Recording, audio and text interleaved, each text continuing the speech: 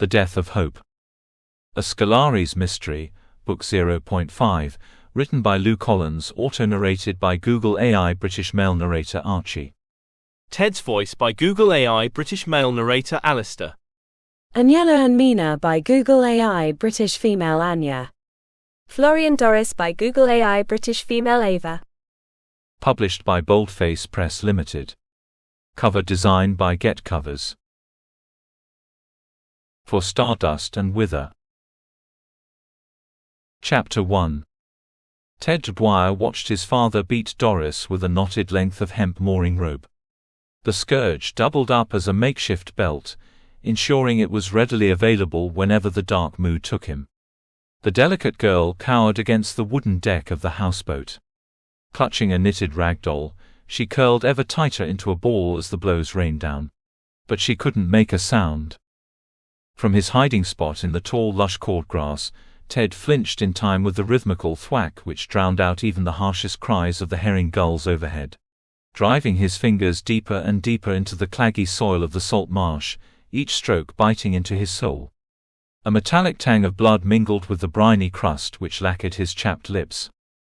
At well over 6 feet tall, Bruce Dwyer was a mountain of a man. Barrel-chested, Herculean shoulders supported by bulging biceps. A body, honed into a deadly weapon by over 3 decades of hauling in nets overflowing with the catch of the day. The fisher's physical prowess was matched only by an enormous appetite for celebrating each bountiful haul with gallons of the local beer. Much to their dismay, Ted and his mother grew accustomed to the drunken rages that followed with increasing regularity. Since the traumatic birth of his sister 12 years earlier, the beatings had notably intensified, but this was an unfamiliar experience. Father had never raised a hand to his daughter. Vision blurring through eyes that grew wet, Ted forced himself to look. Burning every detail into his memory, fanning the embers of hatred until they exploded, destroying the few remaining qualms of conscience. Enough was enough. Someone needed to do something about Bruce. As the man finally ceased the lashing, he staggered away from the veranda, no doubt in search of another drink. Ted grimaced. The plan pieced together during many sleepless nights might just work. And with dusk creeping toward him over the horizon, now was the perfect chance to put it to the test. Chapter 2. Following Bruce proved easy. In fact, Ted would happily have bet his last penny on predicting his father's destination with pinpoint accuracy. Nevertheless, he needed to be sure, and tracked him from a distance, keeping to the impenetrable blackthorn hedgerow that lined the 3-mile dirt track to the village. The late September sunshine had well and truly vanished by the time his father passed the signpost, announcing their arrival in Guernsey. And despite it only being 3 o'clock in the afternoon, the blackened sky could easily have confused anyone into thinking it was the middle of the night. True to form, Bruce staggered straight to the first building in the village, which conveniently happened to be a pub. The Rod and Hook was the type of establishment where you felt the need to wipe your feet on the way out. A proper spit and sawdust joint, and second home to every fisher, man or woman in a 5-mile radius. Ted stole a glance into the front window. Through a thick scab of sea salt and grime, he could just make out his father's bald head and hulking frame propped against the dimly lit bar. There were others he recognized too, Morton O'Halloran's distinctive thatch of bright copper curls and Pat Robinson's crooked hunchback. So far so good.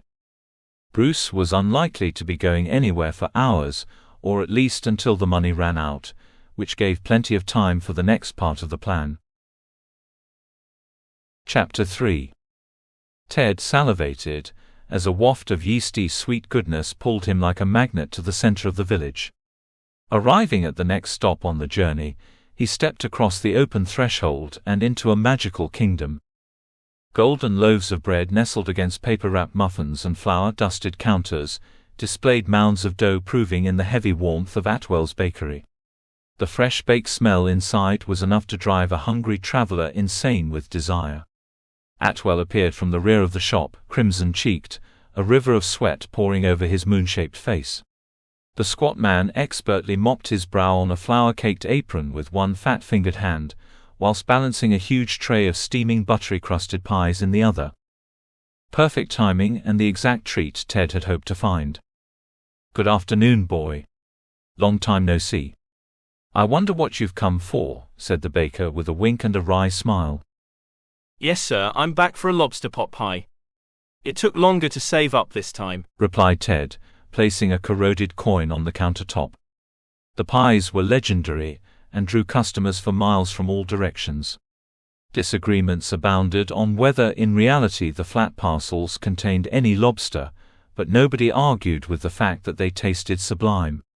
Crumbly hot pastry, draped around a hearty filling with the unmistakable tang of the sea, and all for a penny. Ted's stomach rumbled, gnawing and empty as usual. He shifted from one foot to the other, staring at the tip of a big toe which peeped through the hole in his right boot. "You look tired."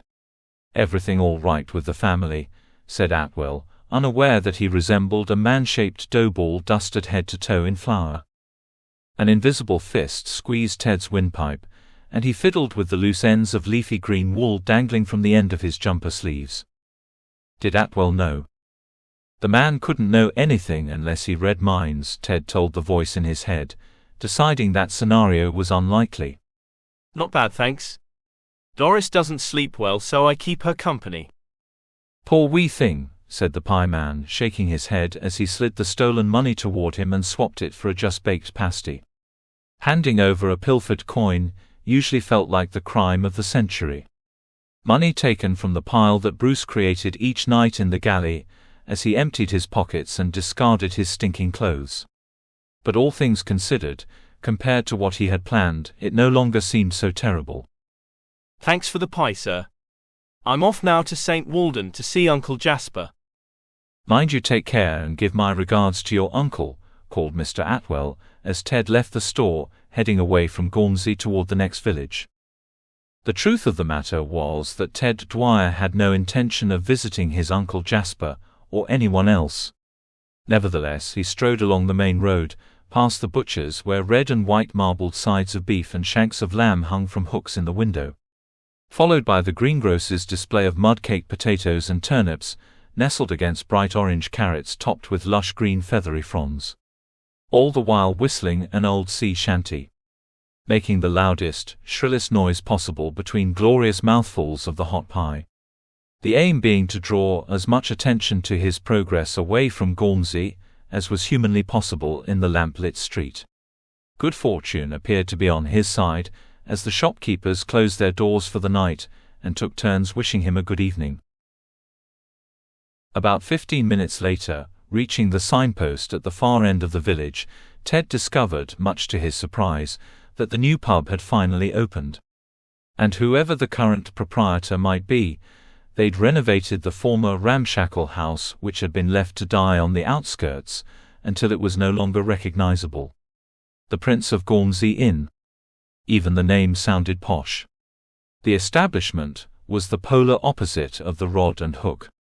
Sporting a newly thatched roof and a generous coat of whitewash, a warm glow pulsated from every sparkling window, each adorned with fresh-cut wildflowers, white ox-eye daisies, crimson poppies and delicate purple harebells to complete the luxurious look. He knew for certain that his father wouldn't be seen dead in a place like that. In fact, he struggled to think of anybody in the area who might be a suitable fit. The owner could be in for a rough time trying to rustle up business. Once through the hamlet, the lights ended, plunging him into darkness. Just the thing for jumping unseen over the ditch at the side of the track, followed by doubling back across the corn-filled fields to the marsh to lie in wait for Bruce's return.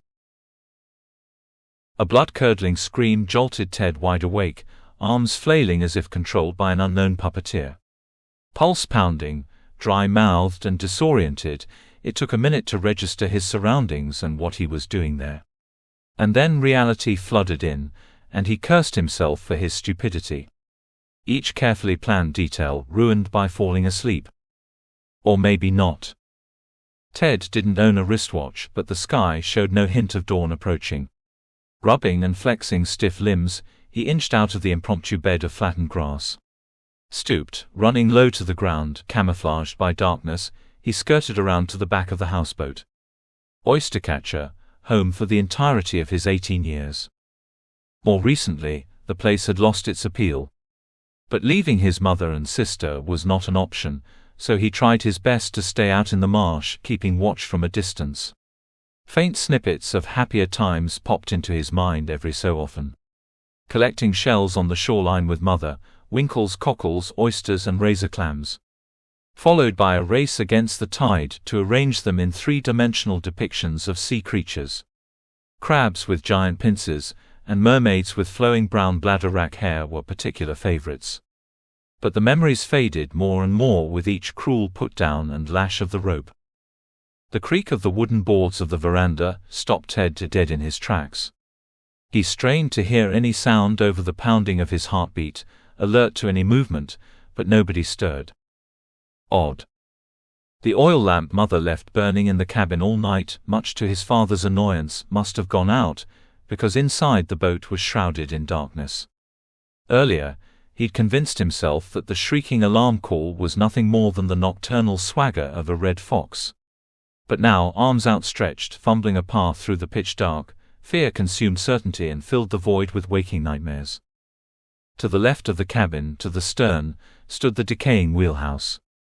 Shedding cornflower blue paint like fish scales, redundant for decades, the barnacled old girl hadn't moved an inch since before his grandfather's time. Hoping the quarry he sought lay in a drunken stupor in his berth, Ted crept blindly to the bow, toward the sleeping quarters. Groping his way along the narrow passageway from the cabin, he registered a faint glimmer of light at the far end. A crack illuminated around the sliding door of his parents' room. Able to pick up the pace, Ted passed the remaining two berths on either side of the corridor. Hoping with all his strength that his mother lay dreaming next to Doris, as usual behind the closed door on his right. As he reached the top of the passage he paused, fingertips searching for the edge of the door. And taking a deep breath, he slid open the wood panel and tiptoed into the bedroom. No sooner had Ted stepped across the doorway than he lurched forward. Free-falling through the air, feeling as though time slowed, he tumbled headfirst over an obstacle at his feet. Unable to contain it, a loud moan escaped his lips as he tried to curl his body against the inevitable collision with the floor. After several minutes of disorientation, he sensed that something soft had broken the fall. Tentative, unwrapping from the fetal position, Ted opened one eye and then the other, and to his horror, stared unblinking into vacant emerald eyes. But before he could do anything else, he felt a sharp crack on the back of his skull, and the world went black. Chapter 4. He's coming round. A disembodied male voice crept into Ted's consciousness, and suddenly reminded him where he was. Sat bolt upright, groaning and reaching for his head, Ted found himself hemmed in by three guardsmen. Instantly recognizable in their blue and red striped uniforms. What happened? He asked, wincing from the pain. That's a good question, son. And one we need you to answer, replied the guard facing him, gray wiry eyebrows knitted together. At last, the trio of athletic males moved aside, allowing him a full view of the room. The moth-eaten brown curtains stood wide open, early morning light filtering into the space. How long had he been unconscious? And then Ted's eyes found Doris. The young girl slumped, propped against the wall opposite. Wrists locked in iron cuffs that dwarfed her bony limbs, her white nightdress marked from collar to hem in a dark russet stain. He shot forward, trying to reach her, but powerful hands grabbed and pulled him back, and he was too weak to resist. What have you done to her? Let me go, he shouted, straining against their firm grasp. Stop struggling. Stay put and we'll think about it, said the greying man, who exuded an air of absolute quiet authority. A sign that he was the guardsman in charge. Ted nodded and relaxed his body against the cabin wall, and true to their word, the men released their grip. And then, stealing a glance toward the door, he spied a mound covered by the lilac patchwork quilt. Each hexagonal piece, decorated with a different garden herb and all hand-stitched by his grandmother. Relieved and afraid in equal measure, The enormous heap suggested that someone had got to Bruce Dwyer before him. Forcing the contours of his face to remain impassive, a sudden haunting memory of green eyes pushed him upwards. Unsteady on his feet, reaching for support from the surrounding guards, he discovered another, hidden beyond the Bruce-shaped lump. Small. Childlike in comparison. Ted's mother.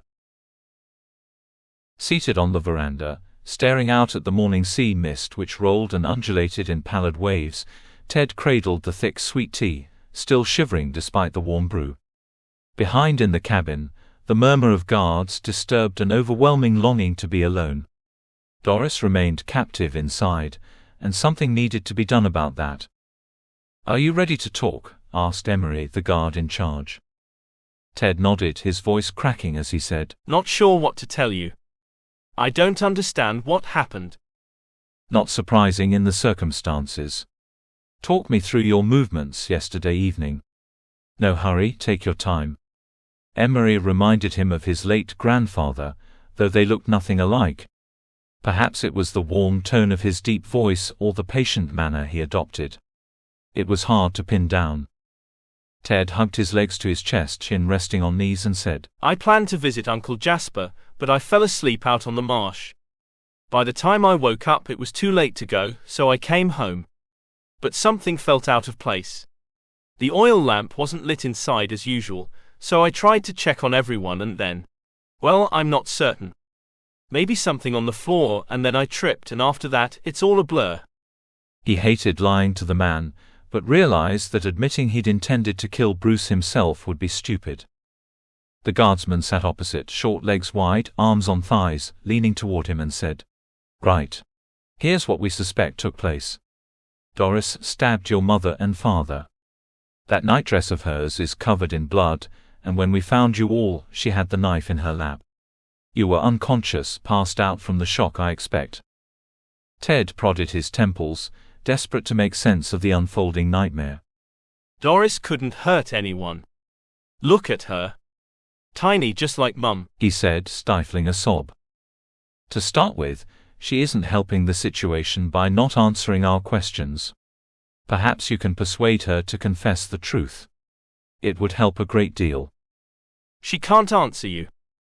"Sorry, son, I don't follow." "Doris has never spoken a word to anybody. When she was born it was difficult. Mum nearly died, and the doctor said Doris suffered brain damage. She's always been thin and sickly. You've seen the size of Bruce. How could Doris have killed him?" "A blade in the back of a sleeping man doesn't take particular strength or skill, I'm afraid. And the crime scene tells us that Doris is the killer." "You're wrong, you have to believe me." "Wait. You reckon I blacked out but my head's throbbing? Someone must have hit me on the head. What if the murderer was still in the room when I arrived? Doris could never harm me, I protect her." "Protect her from what?" And Ted realized that he'd said too much. You know. Just brother-sister stuff. She's frightened of the dark, has nightmares, so I stay with her to make her feel safe," he said, hoping it was enough to satisfy the man's curiosity. "Wait a minute. Now I come to think of it, what led you here?" "We had a call, early.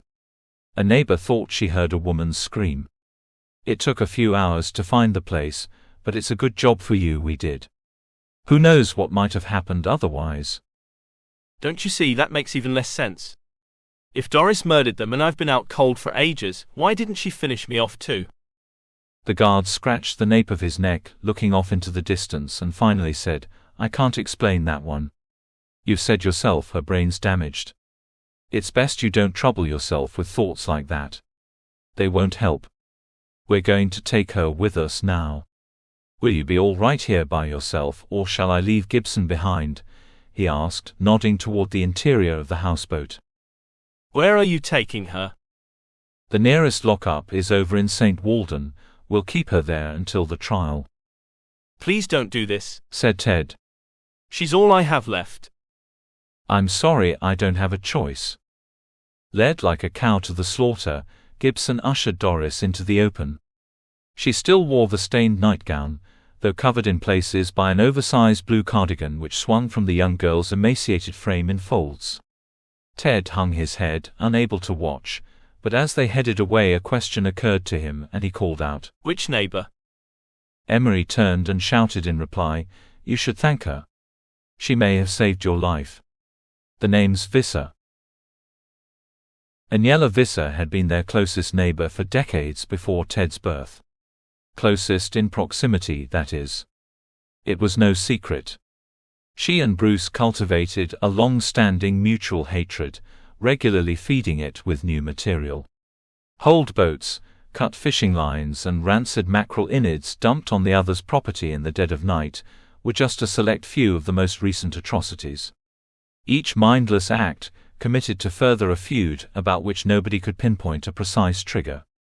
The most ridiculous part of the whole affair was that the quarrelsome pair could have been twins, both physically and in temperament. The neighboring hut loitered among the grassy mounds of the mudflats. A crude solitary wooden shelter, slathered in black tar to protect against the onslaught of the wind and the sea. Fishing nets in various states of repair hung like huge cobwebs from nails protruding from every surface. Ted knocked hard on the door, which opened at once, taking him by surprise. "What do you want?" said Aniela, a feminine lilt incongruous against the woman's towering frame and sour disposition. "Dwyers ain't welcome here." "That's what I don't get." She grunted, scratching a cheek. Hypnotized by her enormous palms and fingers, which lengthened into thick, ridged fingernails encrusted with a dense grey layer of dried estuary mud, Ted scrambled to continue the conversation. "You hate all of us, so why would you be a good neighbor and call the guard?" he asked, finding that desperation overcame the usual feelings of dread whenever he came across the woman. An occurrence he tried to avoid at all costs. "I called because I heard a woman screaming. Women should stick together, plain and simple. And anyway, what's it got to do with your lot?" "Don't pretend you don't know," said Ted, nostrils flaring, clenching and releasing both fists seething with rage. "Stop wasting my time, boy. I have work to do. If you've got something to say, spit it out."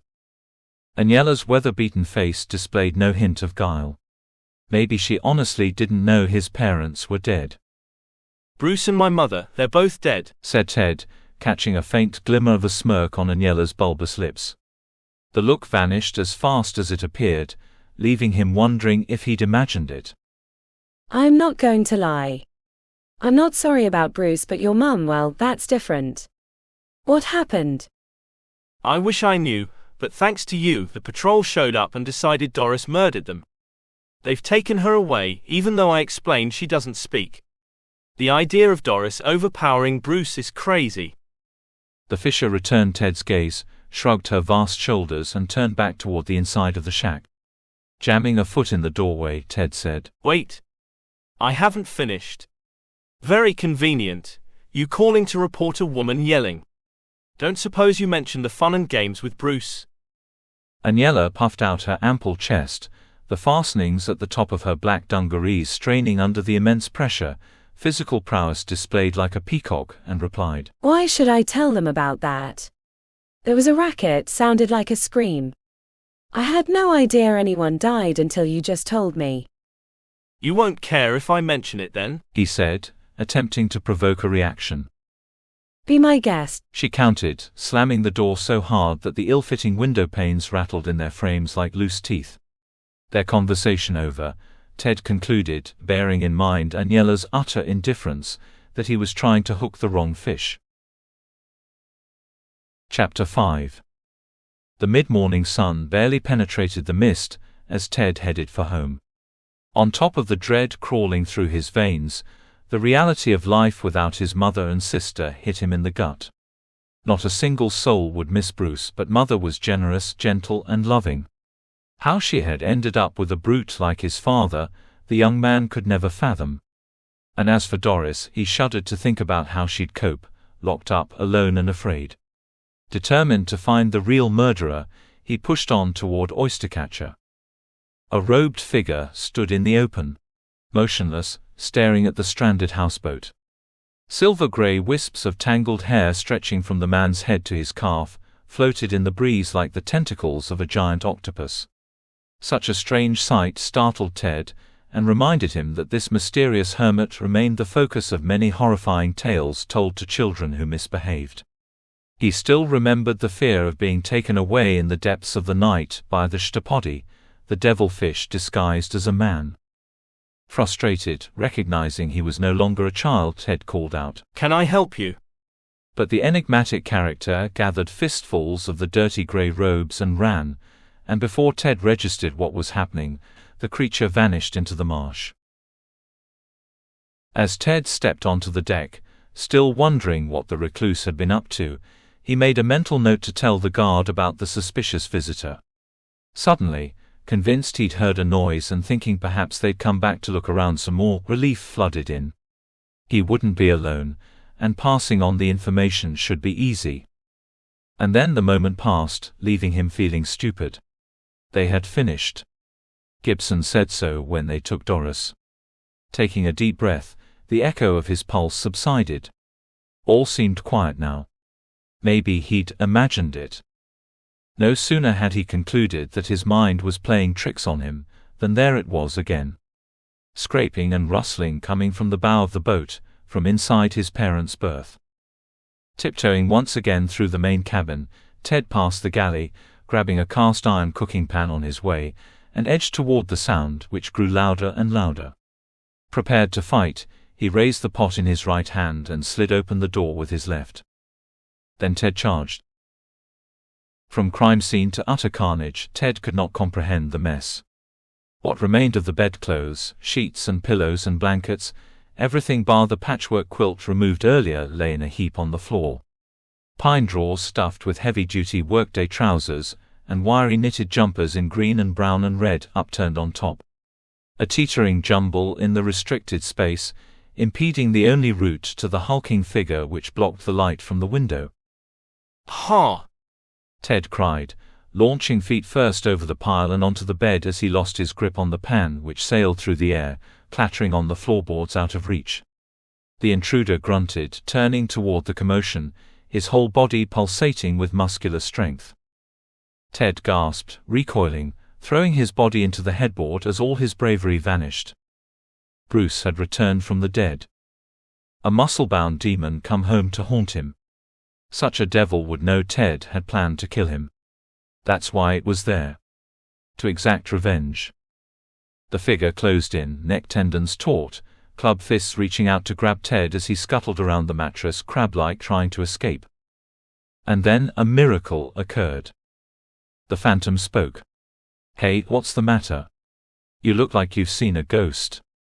Still shaking, sweat pouring down his back, forcing huge gulps of air into his lungs, rational thought eventually overpowered terror, and Ted finally understood. It wasn't Bruce. It was Tanner, Bruce's older brother. "Where are they?" said Tanner in a voice that sounded like he was chewing grit, as he loomed over the side of the bed toward Ted, who continued to catch his breath. "Where's what? What are you doing here, and why are you wrecking the place?" "I should have thought that was obvious," said his uncle, a broad grin emerging on his face. "Good news travels fast. Heard about little brother's unfortunate accident, and came to claim what's rightfully mine." Ted scratched his head. "I don't understand. What do you mean? What's yours?"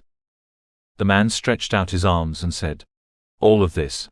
Oystercatcher, the fishing boat, and the Dwyer family's fishing grounds. Everything my father left to me as the oldest son, mine by rights and stolen by Bruce." "Stolen? How?" "Pa wrote a will, leaving it all to me. Your grandpa showed me it before he died. But after, it vanished. The Fishers' Guild decided that the only fair way to choose which brother should inherit was to hold a fishing contest. Jasper hates fishing, so that left me and Bruce. They sent us off in one-man dinghies, with a pole and line to catch as much fish as possible in one night. I landed 10 beauties, thought I had it all wrapped up. But when we got back to shore, there must have been 5 times that amount jumping around Bruce's boat. Never seen anything like it. I'm sure someone helped him. As certain as I am that he stole Father's will. I just need to find it and set everything straight." The story of sibling rivalry was news to Ted. Knowing Bruce as he did, it wasn't altogether surprising. But this was his home, and if Tanner was correct and the place should never have gone to Bruce, then that meant stop. No, he refused to consider the possibilities. Why should I believe any of that? They're not even cold, and you're here breaking into our home and trashing it. I want you to go, now, he said, rolling off the side of the bed frame, retrieving the pot, brandishing it once again as he corralled his uncle toward the door. Tanner edged backward, almost tripping over the obstacles he'd created, palms open toward his nephew, and said, "I've got no argument with you. You're a good boy, take after your mother. I need to turn up those papers. Surely you can see that's fair, can't you, lad?" Nothing's fair. Get out, I don't want you here. If you don't leave, I'll tell the guard all about the family feud and you bursting in here. I'd say that makes you a suspect, wouldn't you? Asked Ted, gulping, suddenly wondering if he was in danger. Now calm down. I can tell you're upset. Should have realized before I came blundering inside the joint. No need to bother the guard. Right, I'll take off for the moment, give you some time, said Tanner, still retreating backward out onto the veranda. Ted lowered the cast-iron weapon as the man headed toward Gormsey, but as soon as he turned inside, his uncle called out, "See you very soon, lad." The grey sheets felt cold and rough against fumbling fingers as Ted tucked them under the doughy mattress, the compact room now restored from the chaos left behind by Uncle Tanner. Other than a faint tinge of lavender in the air, Mother's favorite, her presence in the room was almost undetectable. A black-handled boar bristle brush embellished with a posy of forget-me-nots, and a matching comb was all she had to show for her marriage, and a lifetime's pain and hardship. Whilst returning the pillows to their rightful place, he noticed a tiny pointed patch of beige against the faded grey headboard. At first, suspecting it was nothing more than a sign of age, curiosity drew him closer, until he realized it was the corner of something sticking out from behind the leading edge of the bed, where it met the wall. Pulling back the corner of the mattress, he came face to face with a crumpled, folded sheaf of papers. As he removed them and allowed the mattress to fall back into position, the fold flipped open. In large letters, the document on top read, "This is the last will and testament of Bruce Dwyer." To say it surprised him that a man such as his father had bothered to make a will was an understatement. The fact he'd left the lot to him, Oystercatcher, the fishing smack, everything he'd grown to despise tainted by Bruce's touch, was almost impossible to comprehend. Just as he wondered if he'd uncovered the man's one redeeming feature, leafing through receipts for ropes and nets, he reached the bottom of the pile. There, a much older parchment reminded him exactly what kind of human being his father had become. Another will, his grandfather's, a well-thumbed dog-eared manuscript leaving all worldly possessions to his oldest son. The arrogance of the man knew no bounds, keeping the document despite the risk of discovery, no doubt to gloat over the success of his deception. So it was true. Bruce had stolen his brother's inheritance. A fact which undoubtedly made Uncle Tanner a prime suspect. Nausea threatened to overwhelm him as, shaking, Ted pushed his grandfather's last wishes into the roaring flames of the galley stove.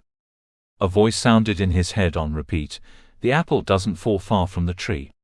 You're no better than your father," and drove him to distraction. As the parchment blackened, edges curling, words turning first to ash and then vanishing into black smoke, he rationalized his actions. He told himself that Tanner's misfortune was on Bruce's hands, and nothing could turn back the clock. Doris needed this place for when she came home. After all, the tired old hull of Oystercatcher was the only security she'd ever known. Sat on the floor as the last of the fire's glow ebbed away, tiredness gripped him and he longed to sleep and forget. Reminded as soon as his eyelids closed that Doris's fate lay in his hands, he forced himself to move. After taking a strip of dried mackerel in case his appetite should ever return, Ted noticed his mother's brown cardigan hanging on the wall next to the cooker. Clasping it to his chest, he inhaled the woolen fibers, trying to capture the essence of her in his mind, but disappointingly all that lingered was a tang of fish and onions. As he returned it to the hook, something white fell out of the front pocket, fluttering to the floor like a miniature bird. Reaching to pick it up, Ted discovered a sheet of paper folded over and over, as small as it could go. Once opened, neat, broad handwriting confirmed he'd found a note, the contents of which delivered up yet more secrets. My love. Dearest darling, I have returned to Gormsey. I know I went without saying goodbye and many years have passed, but I've thought of you every day since then. I long to see your beautiful green eyes, hear your sweet soft voice, and hold you in my arms once more. Please forgive me and come to me soon. Forever yours. Norton. Ted's heart hammered inside his chest as he clutched the paper in a tight fist. Thoughts turned somersaults in his mind while he paced between the galley and cabin, lashing out with his boots at the few pieces of furniture in his way. The kickboards of the blue and white striped upholstered bench and a wooden stool bore the brunt of his emotions as questions circulated, demanding to be answered. Who was Norton? And how was the man connected to his mother? Chapter 6. Afternoon. Stepping inside the rod and hook, Ted grimaced. The aroma of stale hops, tobacco and sweat hung in the air, and nicotine and tar clung to every surface like a thick layer of rancid cheese. The usual crowd supped their daily pint, their conversation focused on the morning's catch or lack of it. But as they registered Ted's arrival, an awkward silence descended. Every man removed his hat and stood as if receiving important guests. I know I speak for the lads when I say there wasn't a finer fisher than Bruce Dwyer. We're mightily sorry he's gone, lad. Come sit with us and have a jar, said Pat Robinson, the first to utter a word. Hearing a grown man pay his father a compliment proved difficult to swallow. The last thing he wanted was a drink, but knowing they'd take offense if he refused, Ted thanked them for their kind offer and ordered a small beer. Awkward, sipping the brew like a sparrow, Ted cleared his throat and said, What time did Bruce leave here yesterday? Normal time, I expect. Well, after closing, said Pat, sending a ripple of amused chuckles ricocheting around the bar, until everyone suddenly remembered the somber nature of the occasion and bowed their heads, unable to meet Ted's gaze. Actually, Pat, he didn't, said a mellow voice from behind the bar. Rod Locke owned and ran the pub, and his ruddy complexion and portly figure advertised the fact that he enjoyed the publican lifestyle to the fullest. He had 1 pint and left. The strangest thing, unheard of, to be honest. Did he go home? Rod took a huge swig of dense black ale, leaving behind a thick, creamy slug over his top lip, and said, No, I don't think so. He was headed into the village. Excuses made, Ted left the pub and its regulars to the rest of their evening. Where had his father been going? Stopping at each shop through the village, everyone gave the same answer. No, Bruce did not come in yesterday. But the grocer and the postal worker had both passed him, heading out toward the road to the next village. Had father been following him? Worse still, could Bruce have worked out what he'd been planning? Perplexed, Ted reached the Prince of Gormsey Inn and wondered if there was any point checking inside for news of his father. Convinced it would be a waste of time, he was just about to continue the walk to St. Walden when he noticed a brass plaque above the door. The sign read, The Prince of Gormsey. Proprietor and licensee Mr. Norton Scully. A vein in his right temple pulsated as he rubbed sweaty palms on the front of his brown corduroy trousers. Might this be the Norton from the note? He didn't know of anyone else with that name, and decided there was only one way to find out. Are you old enough to be in here, young fellow? Asked the dapper gentleman standing behind the bar, which gleamed like a lighthouse lamp. The man wore a checked green suit and waistcoat, tight-fitted against a slender frame, and topped off with an extraordinary handlebar moustache that curled at the ends like pig's tails. His appearance was unlike anyone Ted had ever seen in his life. A complete contrast to the usual get-up of thick woolen jumpers, corduroy trousers and waterproof oilcloth coats of the fishers. Ted looked around before answering, but the inn was empty. Yes, sir. I'm 18 and I don't want a drink, thank you. I see. What brings you here then? Unsure where to begin, Ted approached the pump, stalling for time. Simple really, I'm looking for Norton, he said, resting his forearms on the bar. Who are you, and what do you want with Norton? Said the barman, polishing a glass with a fluffy white tea towel. The name's Ted. Ted Dwyer. A loud crash followed. The glass fell from the fellow's grasp and smashed on the tiled floor as Ted shared his identity. Oh goodness, how clumsy of me, said the suit, collecting the largest shards of glass and placing them on the counter, avoiding eye contact. You're Norton, aren't you? The man's shoulders sagged as he closed his eyes and nodded, saying, Yes, I should have realized. You're just like her. How is she? Ted rubbed his chin, searching for the right words. I found your note. Why are you writing to my mother? Did you know she's married? Norton sighed, pouring himself a tall jug of beer, frowning as half of it overflowed with froth. Young man, you should ask her that. It's not my secret to tell. Ha! If only. I can't, that's why I'm asking you. Don't be afraid. Your mother's a kind woman. She'll understand. It's you that doesn't understand, said Ted, growing impatient. What? Sorry, you've lost me. There's no way to ask her because she's dead. Murdered. Scully grasped the edge of the bar top, face as white as ash, and blurted out a series of disconnected words punctuated with rasping breaths. Dead. Ah. What? No. Murdered. How? Can't breathe. Ted pushed the beer glass toward the hyperventilating fellow, who emptied it with lusty gulps, creamy bubbles bouncing and dripping down onto the front of his pristine waistcoat. No sooner had he drained the contents than he refilled it, and repeated the process once more before appearing to come to his senses. Please tell me this isn't true. I don't believe it. When did this happen? Scully asked through glistening wet lips, both pigtails quivering in anticipation. Last night sometime.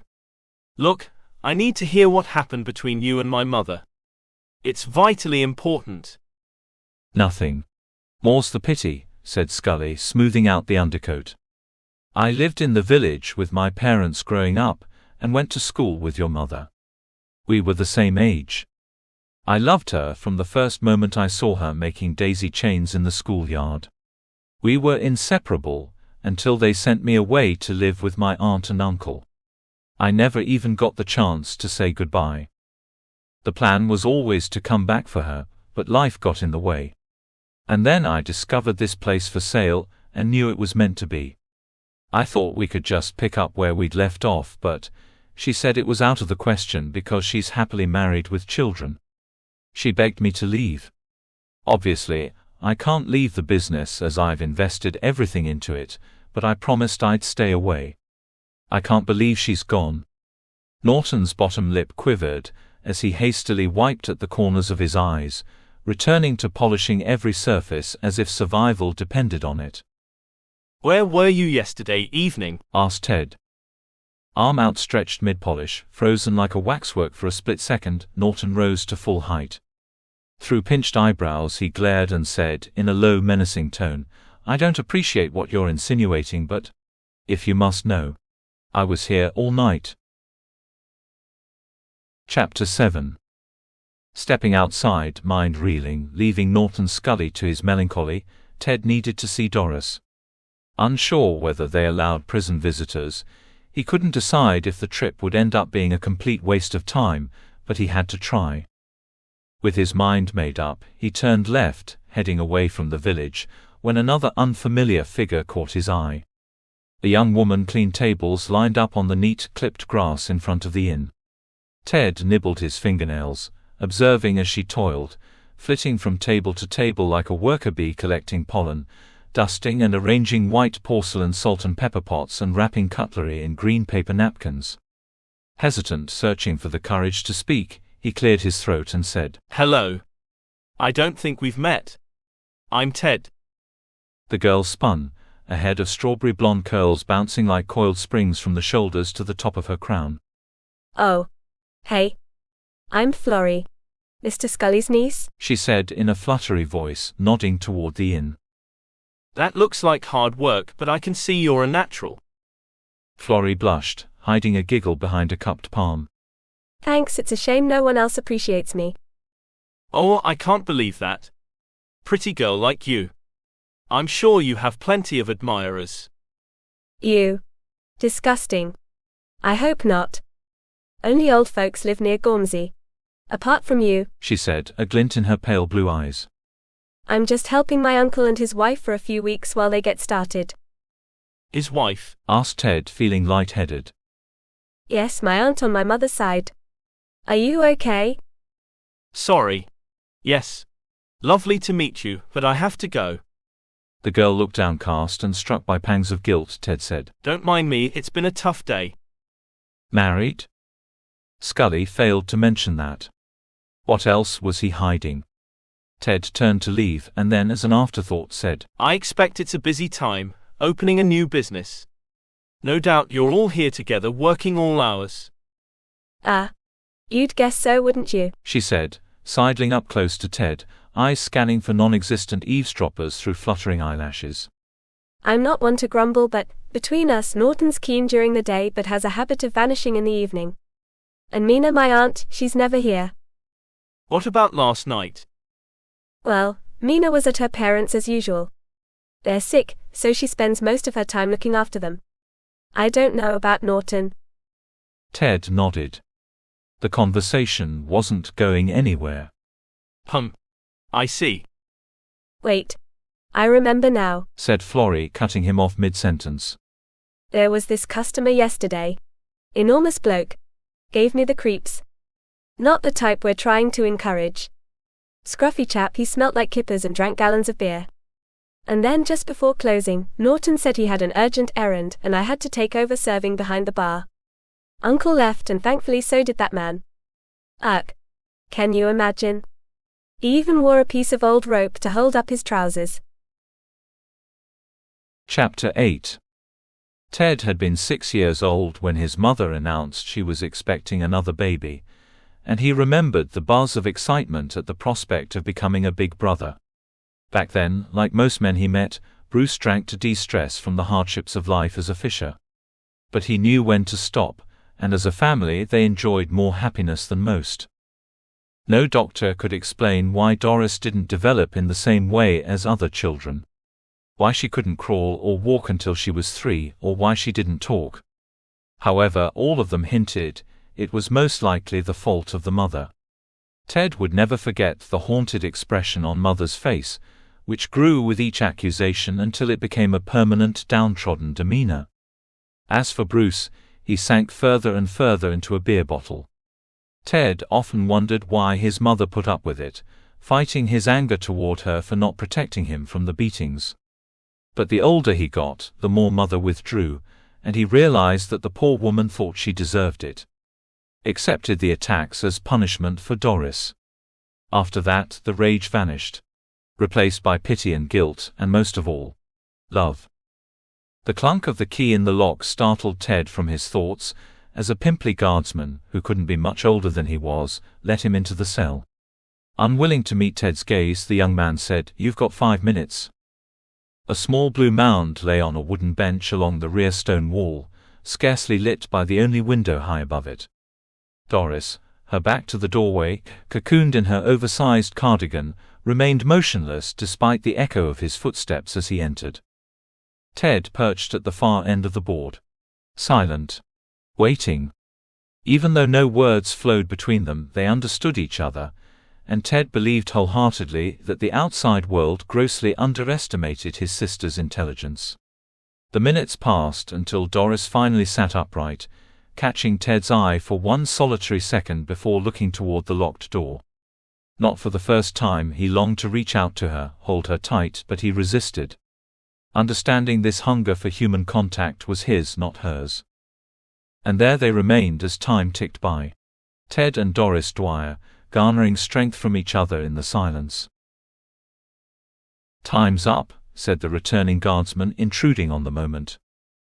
Ted rose, reluctant to leave her there but accepting he had no choice.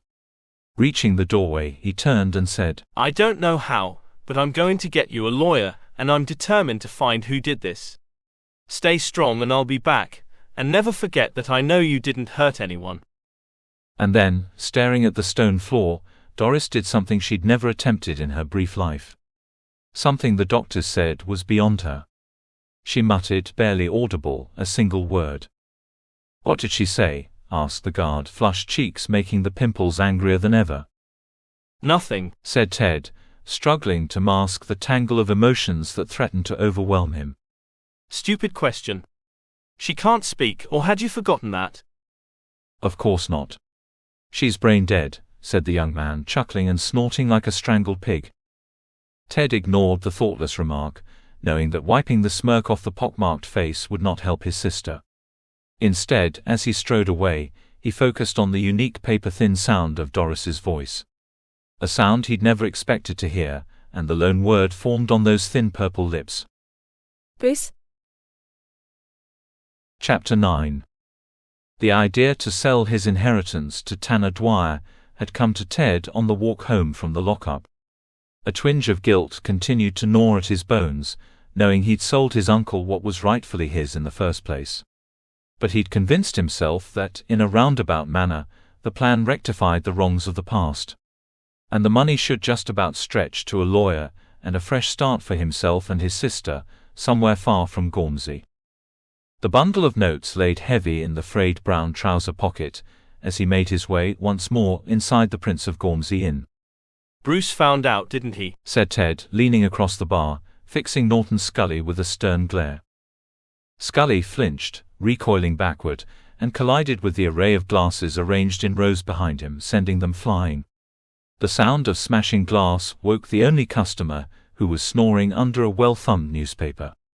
Startled and red-faced, the rotund sleeper leapt from the salmon-pink easy chair next to the fireplace and poked a huge pair of wire-rimmed spectacles back to the top of an angular nose, followed immediately by draining the tumbler of straw-colored liquor in front of him and scuttling away as if the area were under attack.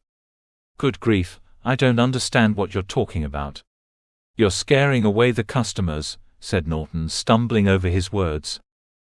"When I've finished, there won't be any customers," replied Ted, the innkeeper's eyes growing wider by the second. "Don't lie. My father was in here yesterday, wasn't he?" "Patrons come and go all the time. How do you expect me to remember every face?" Ted looked around at the empty pub and laughed. "Who are you kidding? This is your last chance to be honest with me. I know he was here. Florry described him." And with that revelation, Norton Scully's complexion turned a distinctive shade of green. "And she mentioned you went out last night. Where did you go, Mr. Scully?" Norton took a seat at the fire, peering into the flames, and took a deep breath before saying, "I hadn't seen Bruce since school, so I wasn't sure it was him. But he sat here, drinking and staring all afternoon, making me feel more and more uncomfortable. He had a reputation as a boy for being handy with his fists. So I decided I should warn your mother." "Or maybe you were angry with her, and you killed her." "No, never. I loved her. I would never hurt her or anyone. I'm not Bruce." "So why did you lie?" "This is so embarrassing, but I was afraid. I'm a coward, have been all my life. I loved her, but I let my family browbeat me into leaving everything behind, and then I didn't even have the courage to tell her about Bruce." "Hang on. I'm confused. You claimed you left to warn her," said Ted. "I never got there, persuaded myself it wasn't Bruce, even though I realized deep down it was. There's an outhouse at the rear of the inn. We're renovating it. My wife sleeps there sometimes when she's late home from her parents. I waited there for her, but it got so late I fell asleep. Mina didn't get back until dawn. She'll tell you I was there. Just please don't mention about your mother, she doesn't need to hear that." Ted shook his head in disbelief, just as an abundance of curls announced Florry's arrival. Norton stood and said, "Where's your aunt? I must speak to her at once."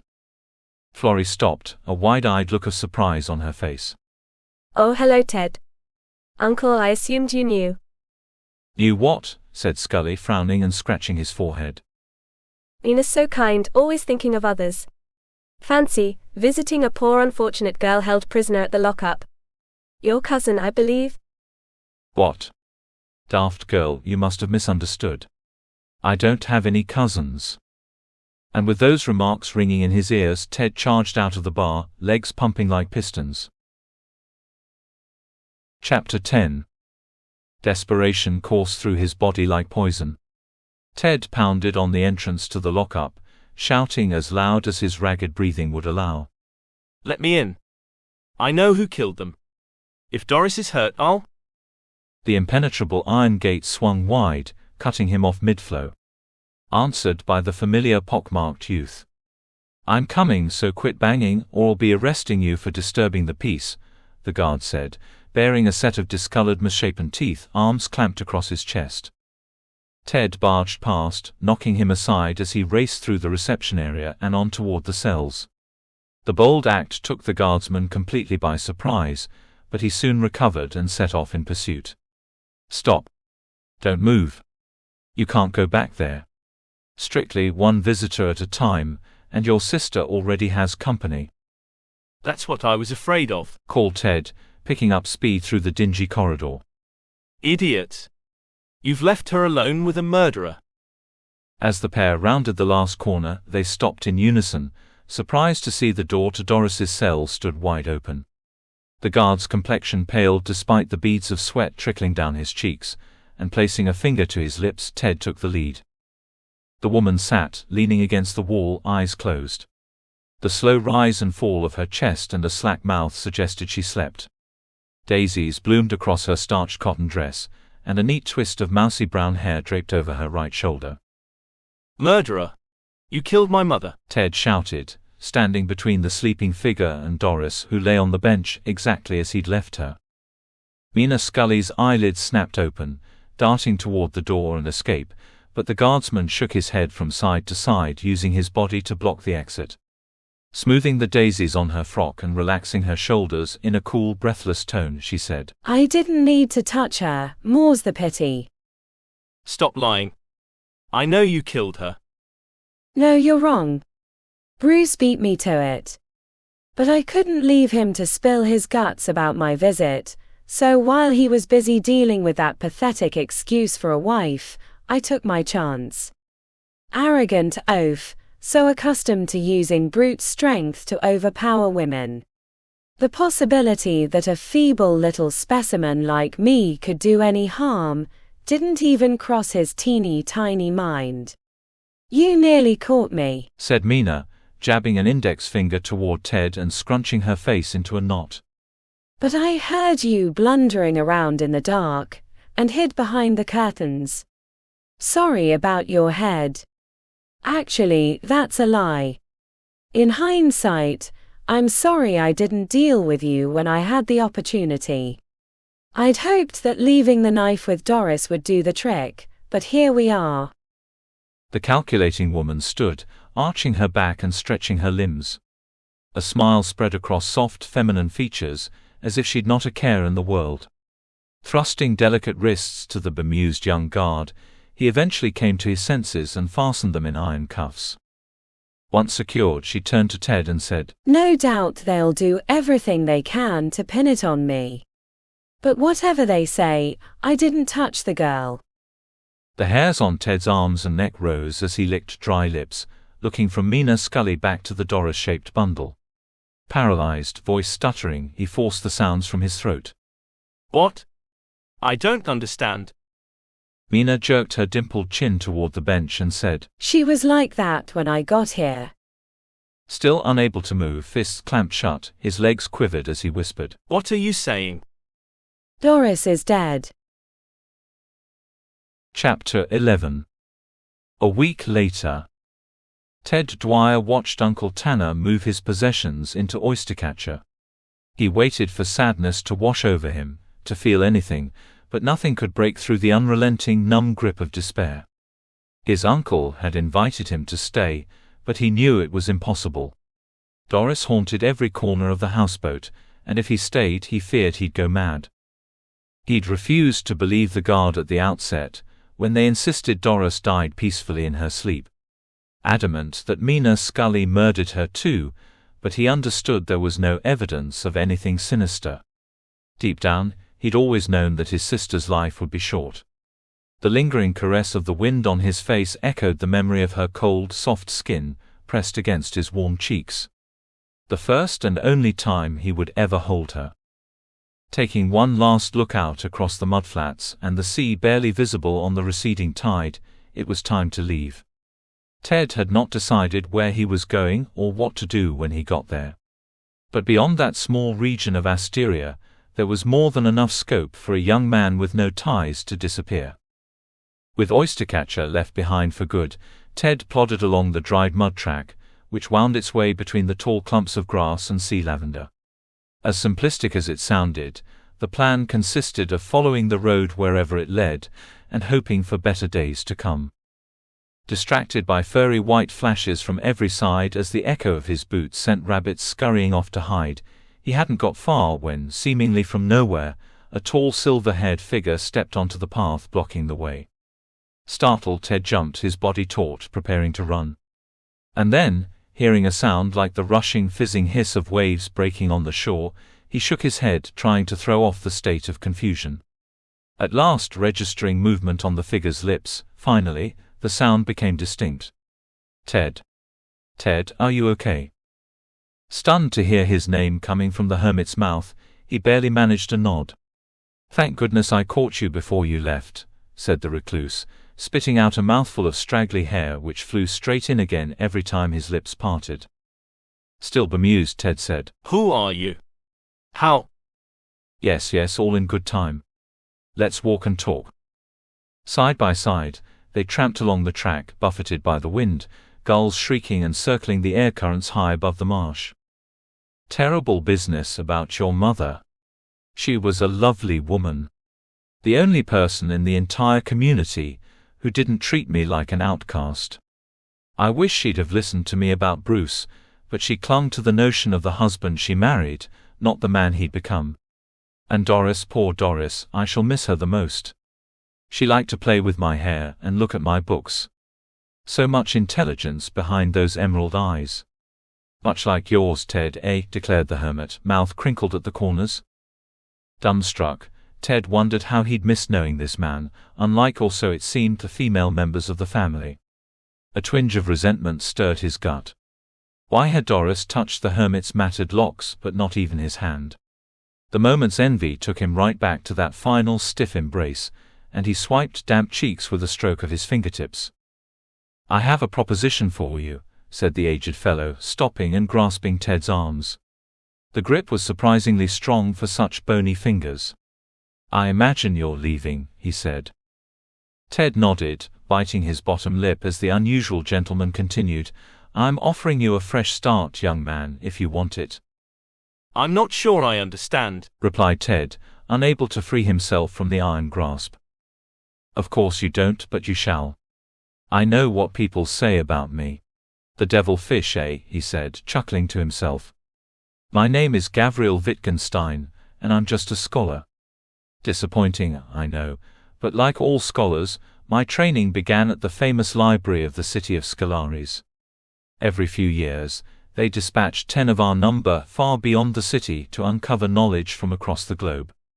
It was such an honor to be chosen to travel here to Asteria. But the boat broke up in a storm, and I washed up with the tide.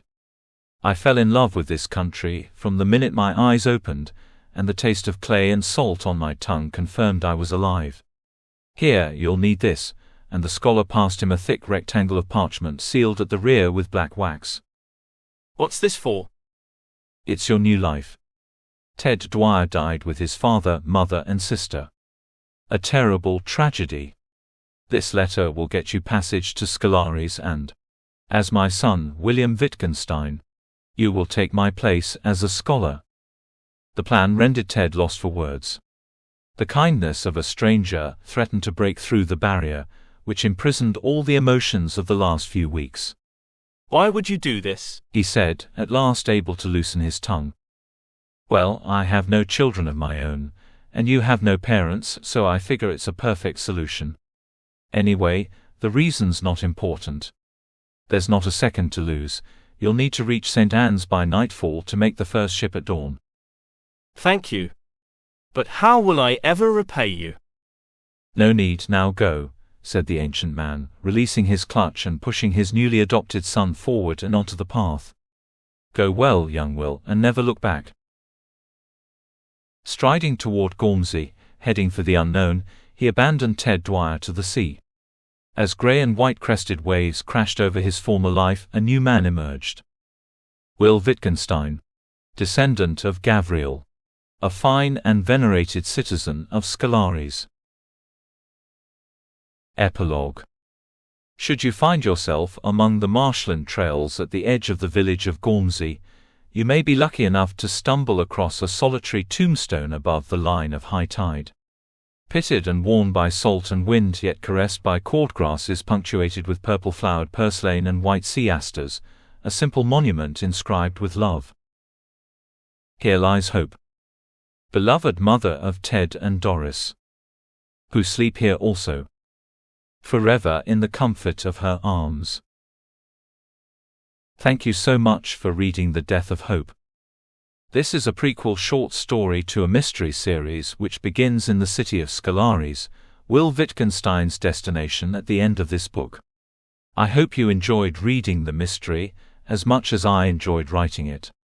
There are so many more characters to meet, and twists and turns to come as the series develops, and I can't wait to share them with you. Dive into the series and let the mysteries begin.